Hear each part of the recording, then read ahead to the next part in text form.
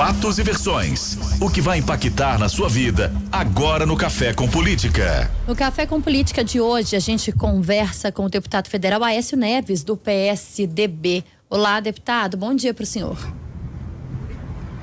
Bom dia, Thalita, Rodrigo, Ana, um prazer enorme falar mais uma vez com vocês. Bom dia. Prazer é nosso, deputado. Também participa com a gente neste bate-papo de hoje a repórter de política, Ana Karenina Beruti. Bom dia, Ana. Bom dia, bem-vinda. gente. Bom dia, deputado.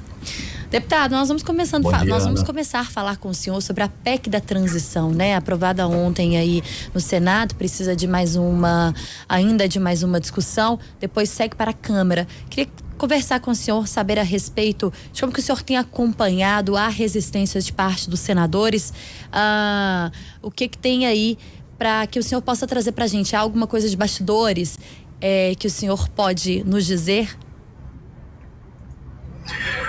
Olha, Thalita, o que eu acredito é que nós teremos ainda um debate muito profundo na Câmara em relação, seja aos valores por um lado, mas também ao tempo em que estaria permitido ao governo gastar além do teto. Na verdade, essa proposta do governo, ela nos remete ao DNA do próprio PT, que é o DNA gastador. Não é? Eu preferiria estar vendo o governo mais preocupado com a contenção das contas públicas nesse primeiro momento, até para que pudesse, ao longo do governo, ao longo do tempo, aí sim, com o Estado mais organizado, ampliar seus gastos. Há um consenso, Thalita, entre todos nós, sejam aliados do governo ou aqueles que farão oposição ao governo, de que nós precisamos garantir os recursos para o pagamento do Bolsa Família, do Auxílio Brasil, não importa o nome, nesse próximo ano, pelo menos. Houve um esforço por parte do PSDB na apresentação de uma proposta que foi feita pelo senador Tasso Gereissati, com assessoria de inúmeros economistas, mas num valor muito mais adequado à realidade do país. Nós falávamos de 80 bilhões de reais, portanto, nós aumentaríamos o teto atual em mais 80 bilhões de reais, e a partir daí esse aumento vigoraria pelos próximos anos. Essa era uma proposta que garantia algo essencial à gestão econômica de qualquer país, que é previsibilidade. O meu receio é que, com esse valor aprovado ontem pelo Senado, em torno de 168 bilhões de reais, em 3 anos, essa é a projeção que nós estamos fazendo aqui, nós vamos ter a nossa dívida chegando a 100% do PIB. Isso significa um estado quase que de colapso da economia, com aumento de juros, retomada da inflação, enfim, um ambiente não muito diferente daquele que nós vivemos nos últimos anos do governo Dilma Rousseff. Portanto, o que nós estamos aqui ponderando é que é possível, sim, encontrar mecanismos que garanta o pagamento dos R$600, além daquela outra promessa do candidato Lula de recursos também para filhos menores, sem criar um clima de imprevisibilidade, com consequências que podem ser extremamente graves na segunda metade do governo do presidente eleito. Deputado, no passado, quando o presidente eleito Lula era presidente da República e o senhor era governador de Minas, havia uma relação talvez mais próxima do ponto de vista republicano entre o senhor e o Lula. Eu pergunto, nesse atual momento, hoje o senhor é deputado federal, ele no papel de presidente eleito, já houve algum diálogo? O senhor foi procurado por ele, por algum emissário dele, para esse momento de transição do governo, para que houvesse um diálogo como no passado já houve? E pergunto mais, diante disso que o senhor está apontando para a gente, problemas nas propostas do PT, na avaliação do senhor, pode-se desenhar o PSDB efetivamente como um ator da oposição a partir do ano que vem? Rodrigo, eu respondo de forma muito direta, sim, esse é o nosso papel, porque há uma discordância profunda, matricial, entre o PSDB e o PT, que não é de agora. Quando eu vejo essa montagem do governo, chamada equipe de transição, eu outro dia me referi a ela quase que como uma arca de Noé, né, onde parece que o governo quer levar um exemplar de cada espécime para poder garantir uma base de apoio que ele não conseguiu construir pelas suas propostas. Quando eu vejo o governo falando em 30 ministérios, Rodrigo, eu vou na pergunta seguinte: Será que nós temos que nos preparar para daqui a alguns meses aprovarmos uma medida provisória criando centenas, milhares de cargos novos para atender às demandas desses novos ministérios? Me preocupou muito, inclusive, uma palavra dada pelo presidente Lula alguns poucos dias atrás, dizendo que montaria o governo de acordo com a necessidade de atender a sua base política. A lógica não deve ser essa, a meu ver. Deveria estar montando o governo na lógica de atender às demandas da sociedade, às necessidades do país. O PSDB, Rodrigo, sempre será oposição ao PT, sobretudo quando ele demonstra que não aprendeu com o tempo, né? Mas a oposição que nós vamos exercer ou praticar em relação ao PT jamais será aquela que o PT fez em relação a nós, quando passou 8 anos gritando pelo país inteiro fora FHC, ou aquela em que os levou a votar contra talvez as duas medidas mais estruturantes do ponto de vista econômico do país, que foram o Plano Real e a Lei de Responsabilidade Fiscal. Não, nós jamais deixaremos de dialogar com o governo como estamos fazendo agora. Estamos nos dispondo, não sei se o inverso seria verdadeiro, né? Se o PSDB estivesse no governo, se o PT estaria se dispondo agora a garantir esses investimentos, ou pelo menos o cumprimento dessas propostas de campanha. Não, nós queremos sim atender a esta demanda, mas de forma responsável. Você se refere à relação que tive com o presidente Lula, e ela foi sim extremamente republicana, correto, mantém uma relação de respeito mútuo com o presidente Lula. Converso com líderes do PT, até porque essa é a minha função aqui no Congresso Nacional. Estou falando com vocês hoje aqui de Brasília. Teremos em seguida algumas reuniões, inclusive com participação de lideranças do PT, mas o papel do PSDB, até em auxílio ao próximo governo, é de uma oposição responsável, uma oposição que permita ao governo, de alguma forma, frear alguns arroubos gastadores. E as contradições na equipe de transição já vão ficando bastante claras. E eu pergunto apenas uma: do ponto de vista econômico, seguirá o governo a proposta, por exemplo, capitaneada pelo Pércio Arida, que foi convidada para participar desse processo, ou seguirá aquela antiga matriz econômica do PT que nos levou a 3 anos consecutivos de recessão, a 13 milhões de desempregados, ao crescimento desenfreado da inflação? Essa é a grande questão. E eu respondo agora, para encerrar, mais uma vez de forma clara: sim, o PSDB será oposição ao PT, mas jamais será oposição ao Brasil.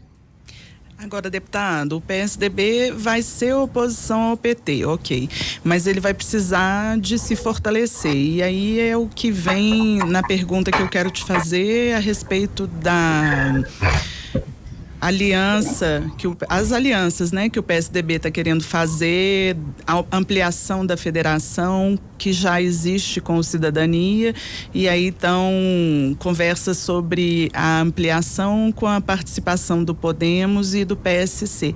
Como que estão essas tratativas? Olha, primeiro é importante, Ana, nós reafirmarmos, já tive a oportunidade de conversar com você sobre isso. O PSDB cometeu equívocos extremamente graves no último processo eleitoral e paga hoje um altíssimo preço por esses equívocos.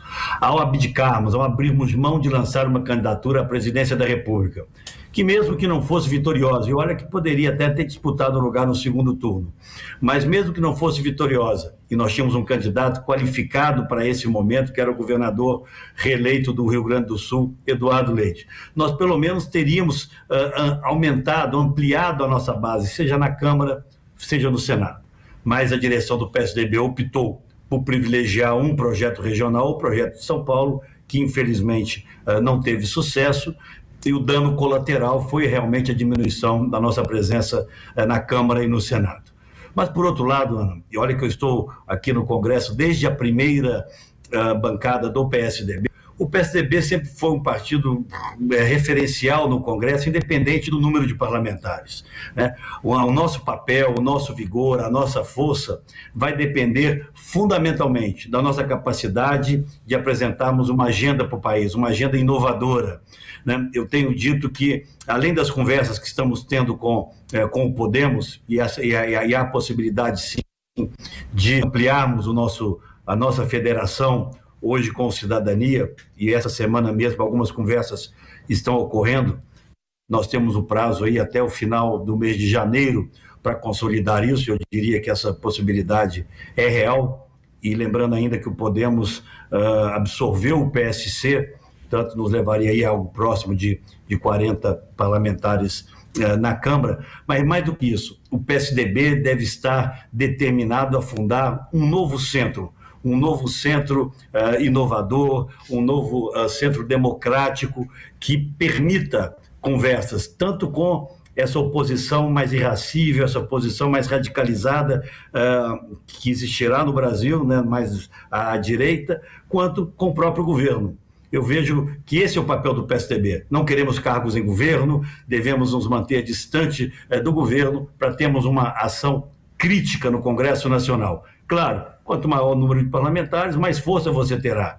Mas a nossa força fundamental virá da nossa proposta, na capacidade de defendermos a economia verde, na capacidade de cobrarmos do governo respeito à responsabilidade fiscal como um pressuposto essencial, fundamental à retomada do crescimento e dos empregos no país. Portanto, eu vejo ainda um papel de grande relevância para o PSDB, que hoje ainda, em Brasília, nós temos aqui uma conversa com o governador Eduardo Leite, que está aqui chegando agora na capital, e vamos definir a sucessão na direção do partido. Essa sucessão é essencial para que o PSDB retome o seu protagonismo. Eu vejo o PSDB iniciada para a construção de um novo projeto para o Brasil no futuro. Deputado, nós podemos concluir então, a partir dessa fala do senhor, que o senhor não vislumbra, por exemplo, a possibilidade de uma grande fusão entre PSDB, Cidadania, Podemos, PSC, uma possibilidade que foi aventada por alguns setores. Na opinião do senhor, e me corrija se eu estiver errado nessa avaliação a partir do que o senhor acabou de nos dizer, o nome PSDB, a marca, digamos assim, PSDB, ela precisa ser mantida em que pese um eventual acordo com esses outros partidos citados agora pelo senhor e por nós aqui? Olha, Rodrigo, as conversas com cidadania, como você sabe, né, elas vêm ocorrendo desde antes das eleições, e foi ali formatada uma federação, sem qualquer questionamento da manutenção da marca do PSDB. As conversas agora avançam com o Podemos. Em nenhum momento dessas conversas foi colocada essa questão ainda, né? Pode ser que essa seja a discussão futura. Eu, pessoalmente, aí a posição é minha, tenho defendido internamente que nós avancemos na consolidação desse novo PSDB. O PSDB, por maiores que tenham sido os problemas pelos quais tenha passado, inclusive nessa eleição, tem um legado extraordinário para o país. As pessoas podem gostar ou não do PSDB, mas o PSDB é um partido programático, hoje quase que como uma ilha, cercado de partidos pragmáticos de todas as matizes ideológicas. Portanto, eu não jogaria fora, eu não relevaria a importância do PSDB na construção, repito, desse novo centro. Porque, e aí eu vou ser muito claro, Rodrigo, bem direto, eu acho que houve uma mudança, houve uma transição no espectro político e ideológico no país. O PT já não é mais um partido de esquerda. O PT avança no seu pragmatismo para ocupar esse espaço, vamos chamar de centro-esquerda, seja com atração de quadros para a sua aliança, como do governador Geraldo Alckmin e outras alianças pragmáticas que vem fazendo. O espaço da esquerda, a meu ver, será ocupado pelos movimentos sociais, sindicais, por lideranças como Boulos, como Freixo no Rio de Janeiro. Por outro lado, tem no outro extremo essa extrema-direita, né, que ataca as instituições, que tem pouco apreço pela democracia e que vai continuar existindo. Por outro lado, existe hoje uma direita com propostas claras na defesa de determinados valores, enfim, de uma agenda extremamente conservadora, mas essa é uma direita legitimada nas urnas. Eu acredito que ela aqui no Congresso deva ter entre 150 deputados e talvez 30 senadores, sem favor algum. Essa é uma direita que vai defender essas pautas. Mas, fora isso, nós temos espaço para construir um novo pilar, estando onde o PSDB sempre esteve, mas afirmando-se agora como um partido de centro. É o que nós somos, é o que nosso eleitorado demonstrou que é. um partido com uma visão liberal da economia, mas que, como eu disse aqui, preza a responsabilidade fiscal, segue essa cartilha do equilíbrio das contas públicas como uma pré-condição essencial à atração de investimentos e, portanto, a partir deles, de geração de empregos, mas um partido que tem responsabilidade social clara, né?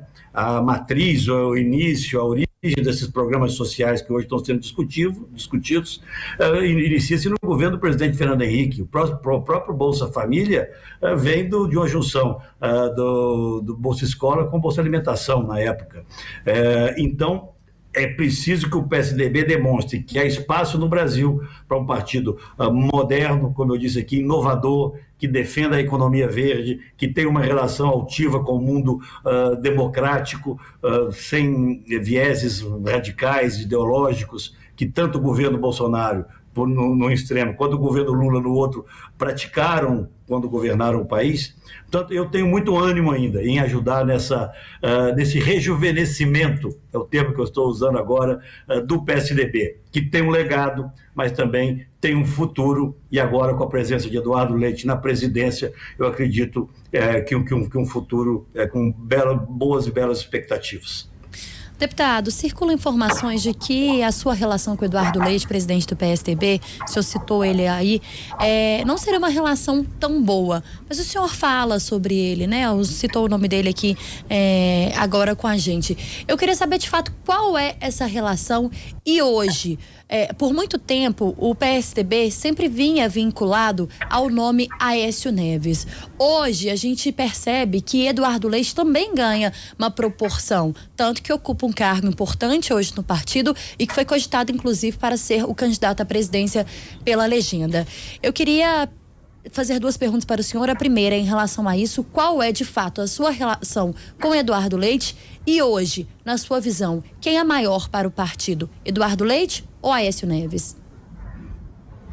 Olha, a minha relação com o Eduardo é a melhor possível, né? Nós lançamos a candidatura de Eduardo nas prévias partidárias, apesar das prévias terem sido marcadas, a meu ver, de forma indevida, no momento ainda inadequado, né? Foi em Minas Gerais que ele teve seu melhor resultado, mais de 90% de apoio do partido.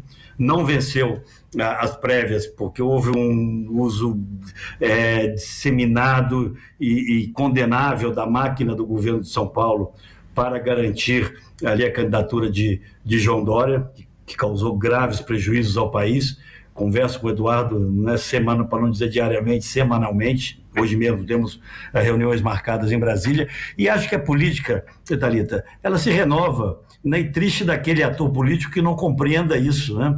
Eu acho que eu posso sim agregar a essa nova fase do PSDB a minha experiência, a construção que fiz quando dirigi o partido por 5 anos, mas o PSDB, como qualquer partido que tenha projeto de poder, é uma soma, né? É uma soma de personalidades, é uma soma de gerações, e eu compreendo que nesse momento o Eduardo é uma figura central para que o PSDB fale para o futuro, fale para as novas gerações. E eu vou somar a ele, não apenas eu, o deputado Paulo Abiac, inúmeros outros parlamentares de outros estados. Houve, Thalita, uma convergência, algo raro num partido de tantos quadros como o PSDB, e que vem de um momento de muita divisão, em razão das disputas que vocês acompanharam, que nós tivemos no processo pré-eleitoral. Houve uma convergência em torno do nome que nós sugerimos, o de Eduardo Leite, para presidir o partido. Eu acredito que nós vamos, a partir desse novo momento, agir de forma unida. Há um consenso nosso na nossa relação com o governo, que é de oposição, mas uma oposição que não se nega a dialogar, e já estamos dando uma demonstração em relação a isso. E eu pergunto, onde é que estão os outros partidos programáticos que você identifica, que quando você olha, identifica neles um projeto de país? Eu reconheço aqui no PT isso. Posso condenar, posso discordar, mas o PT se manteve ali fiel às suas origens. E mais uma razão pela qual nós devemos ser oposição ao PT. E o outro partido é o PSDB. Vários desses outros atores, eles têm uma capacidade que o PSDB não deve ter de se movimentar em torno do governo que esteja ali de plantão. Se você voltar um pouquinho atrás, no pré-queda da presidente Dilma, os aliados que estavam ali próximos ao presidente Lula antes do governo Dilma e no próprio primeiro mandato da Dilma, não são diferentes daqueles que estiveram com o presidente Bolsonaro e que agora voltam a estar com o PT. Então, é por isso que eu afirmo e reafirmo, o PSDB, goste-se ou não dele, é essencial ao país. E a nossa relevância, a nossa importância no Congresso, a nossa importância na discussão dos grandes temas nacionais vai muito além de uma questão quantitativa. Se nós soubermos fazer o que sempre fizemos, defender o país, apresentar uma pauta moderna e inovadora, eu tenho certeza que nós vamos construir no entorno do partido um novo centro, repito, esse centro inovador, democrático, que vai ajudar o próprio governo do PT a não cometer os mesmos equívocos do passado. Deputado, a nossa entrevista está chegando ao fim. Eu vou fazer uma última pergunta e vou pedir para o senhor ser bem objetivo. O senhor já deixou claro que o PSDB vai ser oposição ao governo Lula. Vamos trazer essa conversa para Minas. Em relação ao segundo mandato do governo Zema, como que o PSDB vai se posicionar? Olha, Ana, você vai se lembrar que há 4 anos atrás, quando o governador Zema se elege contra o PSDB, no segundo turno, derrotando o nosso candidato, o ex-governador Antônio Anastasia, praticamente sem base na Assembleia Legislativa, foi o PSDB que lhe estendeu a mão. Foi o PSDB que, sem cargo, sem reivindicar absolutamente nada, ajudou a aprovar seus projetos na Assembleia por responsabilidade com Minas Gerais. Isso nós sempre tivemos e vamos continuar a ter. O PSDB não reivindica cargos, não está buscando empregos no governo, mas naquelas matérias que forem de relevância para Minas Gerais, seja na Assembleia Legislativa ou aqui mesmo em Brasília, na interlocução com o governo, na interlocução com o Supremo Tribunal Federal, e nós temos questões lá que darão de uma positiva. Minas Gerais, não é nem o governador Zema, Minas Gerais vai continuar contando com o PSDB. Da mesma forma que a nível nacional nós devemos ter uma postura, eu acho que nós também, o PSDB tem que se preparar para o momento pós-governo Zema com uma proposta de gestão eficiente, de responsabilidade social, como nós demonstramos ter nos governos que tivemos no Estado. Estamos conversando com o deputado federal Aécio Neves, do PSDB. No Café com Política. No Café com Política. Hora do bate-pronto. São perguntas objetivas, deputado, com respostas objetivas, um ping-pong rapidinho aqui pra gente terminar a nossa entrevista. Para começar, Pode não. o futuro do PSDB. O PSDB vai voltar a governar o Brasil. E Minas Gerais, espero. Desculpa, o futuro de Aécio Neves. Continuar atuando na política com responsabilidade, agora com a alma lavada depois de tantas injustiças e tantos ataques torpes terem sido desmascarados pela própria justiça. Estou mais firme do que nunca para continuar meu trabalho. Uma pergunta do nosso ouvinte Charles Ferreira, do bairro Santa Inês. Aécio Neves ainda sonha com a presidência da República? Doutor Tancredo, meu avô costumava dizer que presidência é destino, né? Ele, talvez o mais preparado homem da sua geração para a presidência da República, não fez. Eu penso num Brasil diferente do atual, com ou sem Aécio na presidência. A PEC da transição. Acho que é uma irresponsabilidade nos termos em que está colocada. Há espaço ainda para diminuirmos os valores e o tempo de duração.